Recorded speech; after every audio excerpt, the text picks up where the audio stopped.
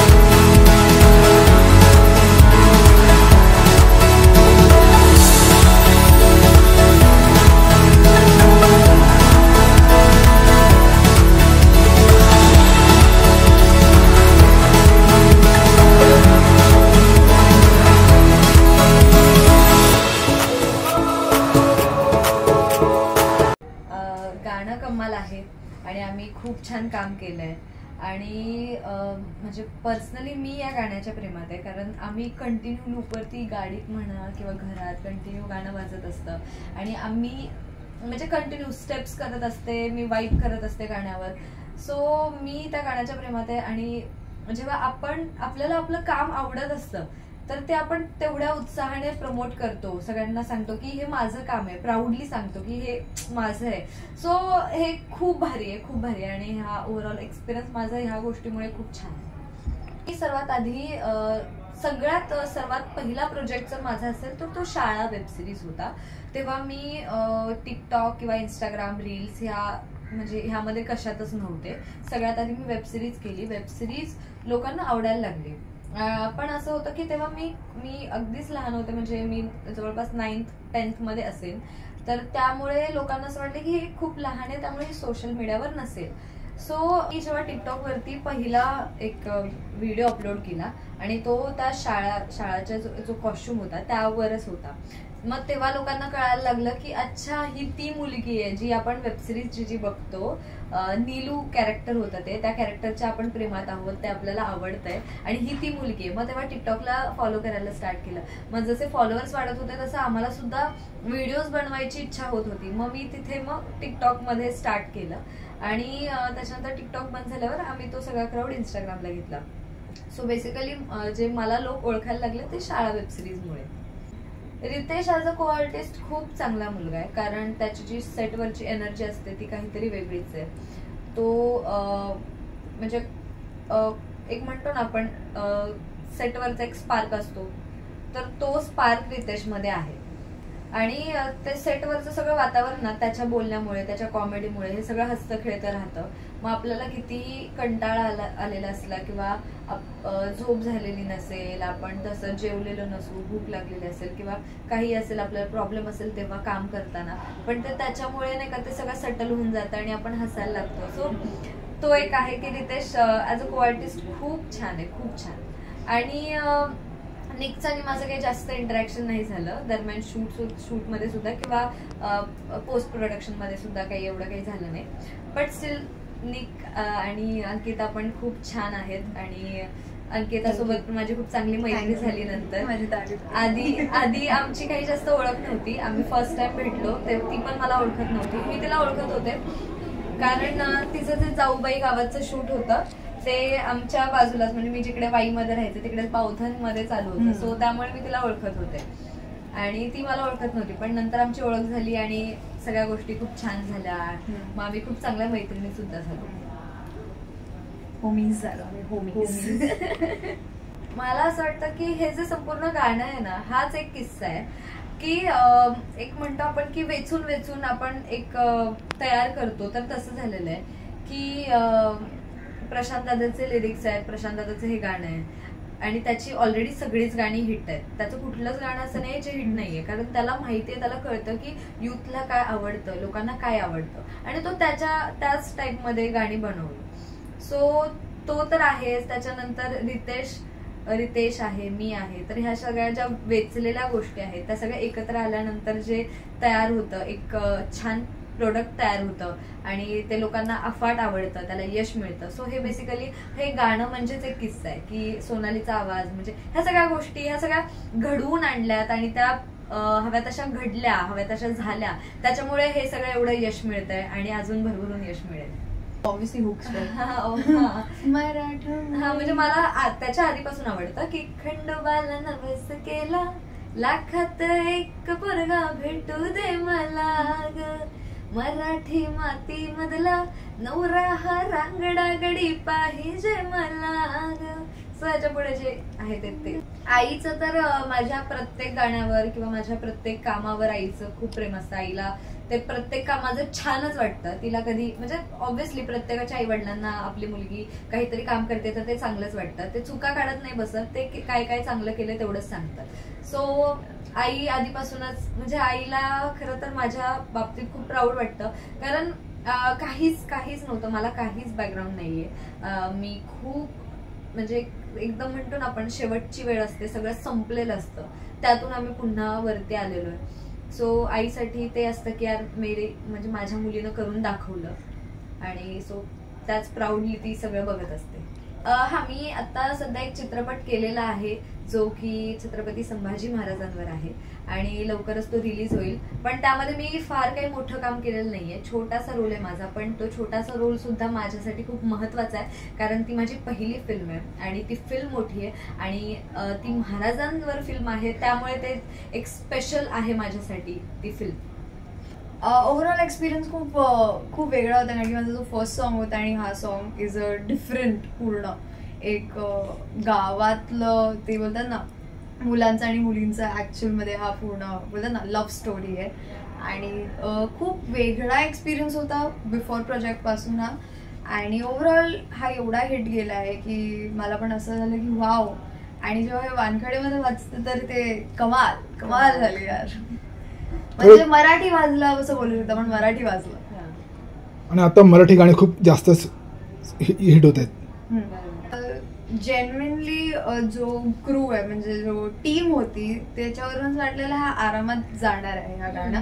आणि गाणं जेव्हा मी ऐकलं तेव्हा मी अशी प्रशांत हे हा तर जाणार आहे, हा लिटरली जाणार आहे, कारण की हळदी बोलो गणपती या कशात या गाणं वाजणार आहे आणि तेच तर पाहिजे. मला रोहितने गाणं पाठवलं होतं, जो आपल्या गाण्याचा डिरेक्टर आहे. तर त्याने जेव्हा गाणं पाठवलं तर मला असं वाटलं की ओके गाणं ऐकते, मी तुला सांगते. आणि मी गाणं ऐकलं, गाडीमध्ये बसले होते मी तेव्हा कारमध्ये, मी गाणं ऐकलं आणि मी त्याला पुन्हा कॉल केला, म्हणलं एक काय गाणं आहे हे.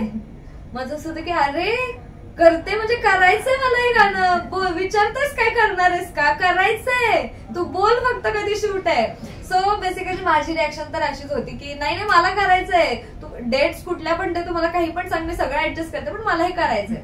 सो असं होतं ते बेसिकली. सो मला पर्सनली हे गाणं खूप आवडलेलं आणि ते ऐकल्यावर कळतच होतं की ते हिट जाणारच आहे 100%. असं कोणतं गाणं आहे ज्यामुळे तुम्हाला विशेष प्रसिद्धी मिळाली? मला मी झुमका जेव्हा केलं होतं तेव्हा मला सगळे झुमका गर्ल होतं. आता माझं नाव चेंज झालंय नखरेवाली गर्ल. आता पण गाणं ते सुंदरसा झुमका घातलेला आहे. तर या झुमक्याबद्दल थोड्याशा लाईन्स गाशील का? मला सोन्याचा झुमका, चांदीचं पैंजण आणि राजा थोडा थोडा प्यार पाहिजे, मला फिरायला गाडी आणि छोटासा बंगला, सोबतीला सारा परिवार पाहिजे. मी सोन्याचा झुमका नाही घातला तर सॉरी त्यासाठी. मिळाला ना माझा झुमकावाला ना. अजून माझं सर्वात पहिलं गाणं ज्यामुळे ऍक्च्युली लोकांना मी आवडायला लागले किंवा जे काय म्हणतात त्याला प्रसिद्धी अजून वाढली, तर ते गाणं असं होतं की तू माझं साजना एक गाणं आहे. तर तुम्हाला माहित असेल सो आदिनाथ ते गाणे, हा आदिनाथ सोबतचं ते गाणे, तर त्या गाण्यामुळे थोडीफार जास्त प्रसिद्धी मिळाली. आणि आता नखरेवाली. तर कसा आहे तुम्हा दोघींचा आतापर्यंतचा प्रवास आणि इथपर्यंत येण्याचा स्ट्रगल? इथपर्यंत येण्याचा स्ट्रगल तो खूप जास्त आहे आणि पण तो स्ट्रगल जो केला आज ॲटलिस्ट फायनली तो यशचा केक आम्ही खाऊ शकतो. कारण की लोकांना खूप वाटते इझी लाईफ आहे, ऍक्टिंग आहे, नुसतं ऍक्टिंग करायचं आणि काही रील बनवतात नुसतं, पण असं नसते. त्याच्या पाठी पण खूप मेहनत असते आणि इथपर्यंत पोहोचण्यासाठी जे चप्पल घासले ते रिअल होते आणि ते फायनली ते सुख कळले ती वाली फिलिंग आहे की फायनली चलो अच्छा हुआ. मला असं वाटतं की मी, अंकिता, रितेश, निकासू, आम्ही सगळेजण आमच्या लाईफमध्ये स्ट्रगल खूप कमी आहे असं मला वाटतं. येस, कारण काही लोक जे स्ट्रगल करतात ना ते आपण बघू पण नाही शकत, but that is the luck factor. हा, मी तेच बोलते ना. हा, येस, आमचं नशीब चांगलं आहे, आम्ही चांगलं नशीब घेऊन जन्माला आलोय, त्यामुळे आम्हाला कमी वयात हे सगळं मिळतंय. सो स्ट्रगल आहेच, आम्ही काम करतोय, स्ट्रगल करत नाही आहोत, आम्ही काम करतोय आणि त्यातून हे आम्हाला मिळतंय. स्ट्रगल काय असतं ना ते आपण म्हणजे मी तर एक्सप्लेन करू शकत नाही, कारण काही काही लोक असतात ज्यांनी एवढं स्ट्रगल केलेलं असतं, एवढं स्ट्रगल करत असतात ते आणि ते कंटिन्यू करत असतात. ते कंटिन्यू त्यांच्या कामावरती फोकस असतो, त्यांचं काही ना काहीतरी साध्य करण्याचा प्रयत्न चालू असतो, पण ते त्याला मिळत नसतं. असे बरेचसे लोक आहेत इंडस्ट्रीमध्ये सुद्धा की त्यांना तिथपर्यंत पोहोचायचंय पण त्यांना मिळत नाही, कारण तो एक लक फॅक्टर नाहीये. सो आमच्यामध्ये लक फॅक्टर आहे, तर त्यामुळे आम्हाला कुठेतरी काम जास्त स्ट्रगल नाहीये आयुष्यात. मी ह्याच्यावरून थोडंसं मागे येईल बिकॉज आय बिलीव्ह जेव्हा तुम्ही काम करतो लोक तुम्हाला बघतात आणि त्यावरून तुमच्या कामामुळे तुम्हाला नाव भेटते, I can say. But this is नशिबाचा खेळ की कोणाकोणाला नाही भेटत. But for me I have worked hard आणि मी करत राहील, पण ते लक वर किती जाणार की नाही. हा, येस. बट आता दुसऱ्यांची लाईफ आपण कम्पेअर नाही करू, everyone has a different lifestyle. हा, ते आहेच. आणि कसं आहे की आता समजा मी जर शाळा वेबसिरीज केली नसती, ती जर हिट गेली नसती तर मी फेमस झाले नसते. सो तिथे मी त्याच्या आधी काहीच काम केलं नव्हतं ना, ऍक्टिंग रिलेटेड काही काम केलं होतं, काहीच केलं नव्हतं ना, माझ्याकडे फॅन बेस होता. सो माझ्याकडे तेव्हा काहीतरी 2000 फॉलोअर्स असतील आणि माझ्याकडे 0 एक्सपिरियन्स ऍज अन ऍक्टर.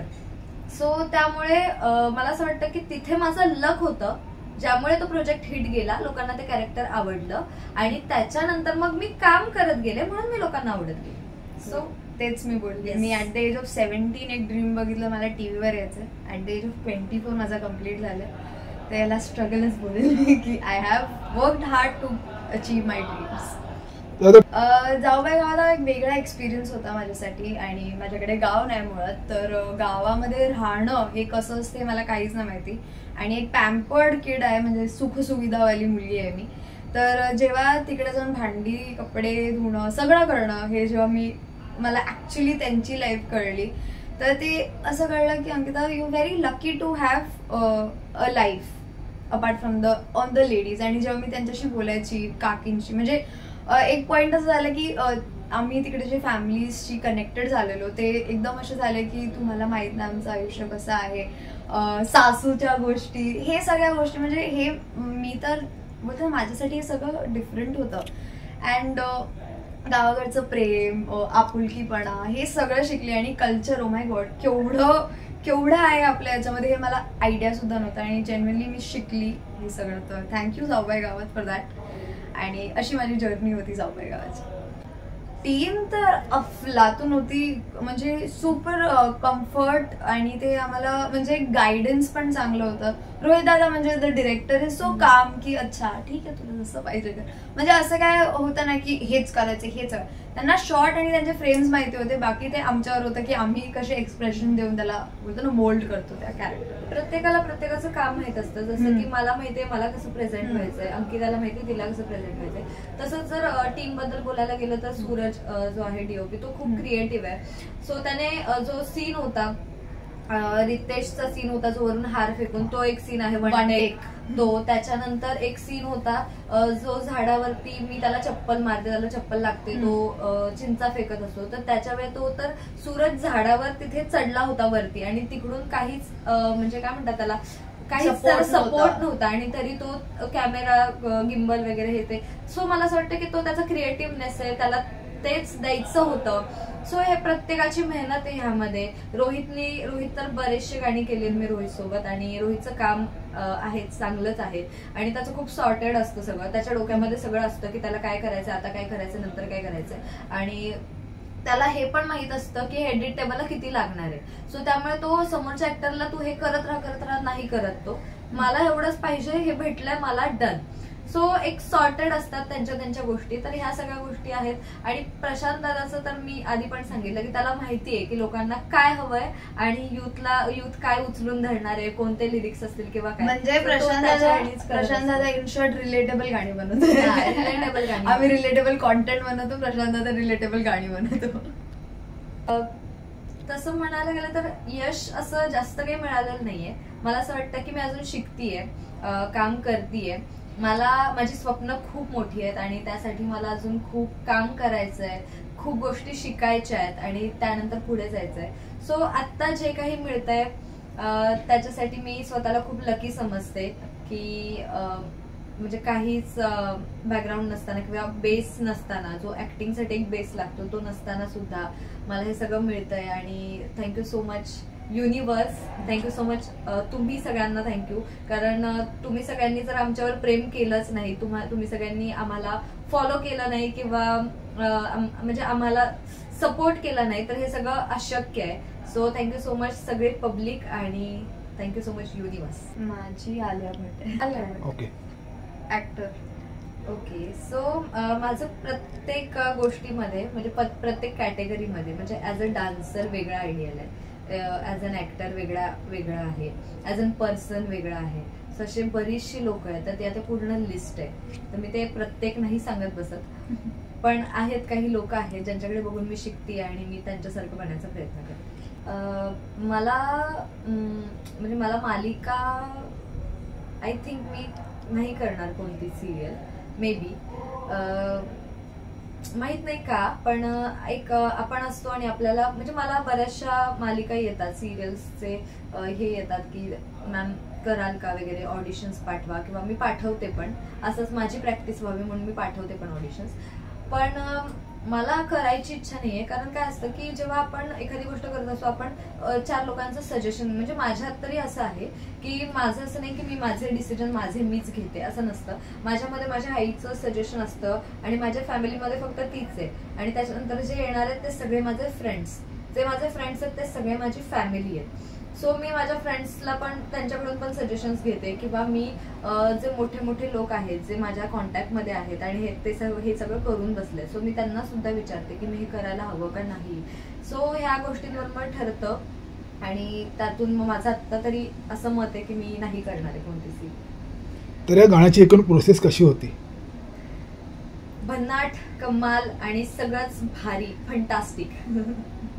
हा म्हणजे यश जसं आता प्रतिसाद मिळतोय, जसं यश मिळतंय गाण्याला, तर त्याच्यावरून आपण समजू शकतो. तुम्ही BTS बघताय, आमचे व्हिडिओज बघताय, त्यावरून तुम्हाला कळू शकतं की आम्ही किती एन्जॉय केला हा पूर्ण प्रवास आणि किती छान झालंय सगळं. आता पहिला 4 लाईन्स तर आधी गायला आपण. आता नको मला गाडी गावातली माडी, गळ्यात एक डोलं पाहिजे मला, लग्नाची साडी, पैंजणाची जोडी, हिरवा चुडा हाती माझ्यासाठी घेईल तो, सांगायचं हाय मला आता साऱ्या जगाला. हे मराठा मोळा थोडासा साधा भोळा, लाखामध्ये एक पोरगा पाहिजे हा दिलवाला. मराठा मोळा थोडासा साधा भोळा, लाखामध्ये एक पोरगा पाहिजे हा दिलवाला. सो बेसिकली मला एक किस्सा सांगावासा वाटतं. जेव्हा दादाने सांगितलं की आता लिरिकल घ्यायचंय, तर आम्हाला गाणं तर 2 दिवसापूर्वीच आलंय, आम्हाला काही वेळ मला 2 दिवस पूर्वी पण मला अनुश्रीनी पाठवलंय हा गाणं. ओके. हा गाणं. सो गाणं मला 2 दिवस आधी आलं आणि मला आल्यानंतर पण 2 दिवसांनी मग हिला आलं. जेव्हा आम्ही मला आलात ना, मला अनुश्रीनी पाठवलं. जेव्हा नंबर एक्सचेंज झाला तेव्हा मी हिला पाठवलं, ते कधी सेटवर. आणि दुसऱ्या दिवशी आमचा सीन होता जो लिरिकल घ्यायचा होता, लिपसिंग घ्यायचं होतं आणि त्यामध्ये आमचं असं होतं की लिरिक्स तर पाठच नाहीये गाणं आणि दादानी सांगितलंच नाही की लिरिक्स पाठ करायचंय म्हणजे कोणता पार्ट आपल्याला करायचं हे माहितच सो नव्हतं. मग आमचं आम्ही सॉर्ट करून घेतला. ऐक, पहिल्या 2 लाईन्स हा अंकिताचं असं झालं की मला पहिल्या 2 लाईन्स तू घे, त्या मला पाठवत नाहीये, दुसऱ्या मी करते, नंतरच्या तू कर, नंतरचं मी करते. असं आमचं डील झालं आमचं. आणि तिकडे सेटवर पोहोचलो, चेंजिंग रूम मध्ये आमचं सगळं डील झालं. सेट वरती गेलो, रोहित बोलला की पहिल्या 4 लाईन तू घ्यायचे, पहिले दुसरे 4 जे मी बायहाट नाही केले, जे हिनी बायहाट केले, ते जे मी बायहाट केलेले हिला भेटले आणि हिनी बायहाट केलेले मला भेटले. Exchange direct. मी बोलले अरे. आणि नंतर तिथे आम्ही पण म्हटलं की ऐक ना रे, असा असा सीन आहे, तू तेवढं आम्ही ते केलं नाही म्हणला. नाही. नाही म्हणजे पहिले 4 लाईन अनुश्री करणार, दुसरे 4 लाईन अंकिता करणार. लाईक ठीक आहे. मग आमचं झालं ओके नको चलो मला गाडी. आणि त्यात मला चॅलेंज असं होतं की मला तो पूर्ण सीन 1 टेक द्यायचा होता आणि ऍक्च्युअली चॅलेंजिंग हे होतं की तो सीन हाय स्पीड होता, म्हणजे स्लो मोशन मध्ये होता. सो जे लिरिक्स होते ते मला फास्ट एकदम खंडोबाला सो असं तर ते एक चॅलेंजिंग होतं आणि मजा आली. सो तुम्ही प्रशांत नकटे ऑफिशियल युट्यूब चॅनल वरती आमचं नखरेवाली हे गाणं पहा आणि त्याला अजून 100 मिलियन पोहोचवा लवकर. येस 35 नाही 33 मिलियन 33+ मिलियन गेला आहे. नाही आता बोललो बट ठीक आहे. 34 मिलियन व्ह्यूज कम्प्लीट झालेले आहे, तू बघू शकतेस. आणि अजून आपल्याला गाणं हे 50, 100, 150 जेवढं हवं तेवढं तुम्ही व्हायरल करू शकता. राज मुद्रा चॅनलला तुम्ही सबस्क्राईब करा, लाईक करा आणि या बेल आयकॉनला क्लिक करा. आणि आमचे अजून खूप सारे आणि लगेच जाऊन गाणं पहा आणि कमेंट मध्ये सांगा की आम्ही दोघी तुम्हाला आवडतोय का नाही. लगेच जा. थँक्यू. बाय.